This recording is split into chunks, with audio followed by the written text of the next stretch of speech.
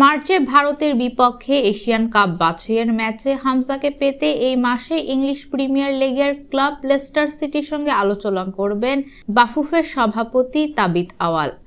লাল সবুজের জার্সিতে খেলার অপেক্ষায় থাকা হামজা বাংলাদেশে এলে তাকে জমকালো আয়োজনে বরণ করে নেবে ফেডারেশন।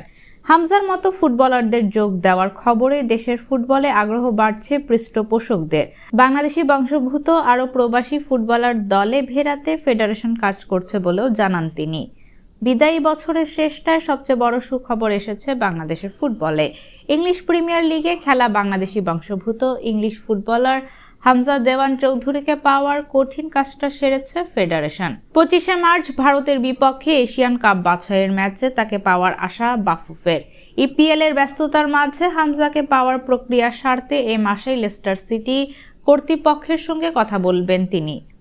বাফুফের সভাপতি বলেন, হামজা দেওয়ান চৌধুরী কিন্তু একটা ক্লাবের সঙ্গে চুক্তিতে আছেন।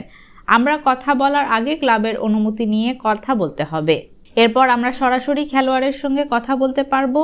আমি আশাবাদী বাকিটা ক্লাবের ওপর।